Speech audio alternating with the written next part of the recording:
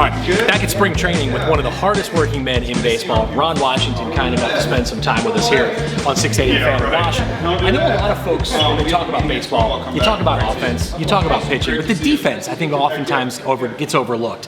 When you guys look at what you accomplished a year ago, defense, really a big part of you guys taking home a World Series title, was it not? Well, I think when you look at the game of baseball, success happens on all teams when they pitch and they catch the ball. We just happen to pitch very well. We happen to catch the ball. We run the bases. We hit balls out the ballpark. We actually did what had to be done. But for all of that to take place and you stay in a ball game, you have to play defense. Yeah. And the one thing that I'm very proud of being here is, and that we ended up winning the World Series, is when Alex Anthopoulos arrived, the first thing came out of his mouth, we got to play defense. Which, when I heard that, so now, if you want to play for the Atlanta Braves, you got to play defense. Yeah. And it takes work. And the guys that you saw this year in the World Series and the things that they did, it's accumulation of 4 years of hard work.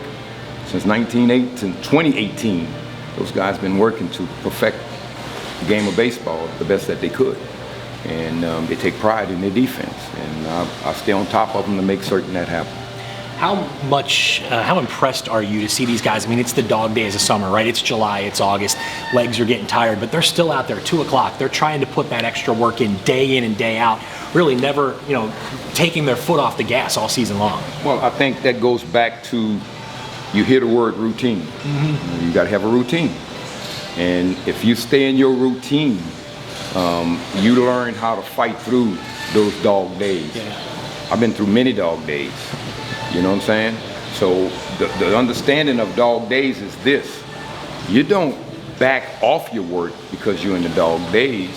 You just tone your work down. We did everything we did from the day one in spring training till there was no more baseball.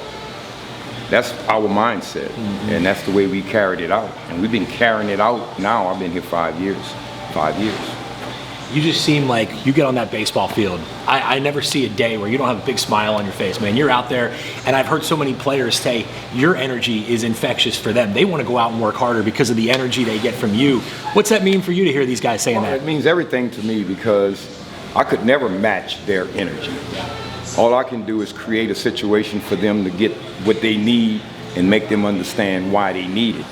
And because this group is so good, a good group of great young kids, it was easy for me to make them understand that from day one to when the season is over, our routine does not change. When the weather is bad, we do what we have to do inside. We go in the cage. We get there before the hitters. We do what we have to do because it's important that the first ground ball they pick up, their hands have been worked and they know what they have to do. We don't want to start a ball game off where we're trying to find it. No, we want to find it when the first ball is put in play. Yeah. So, and what we do, it only takes 5 minutes.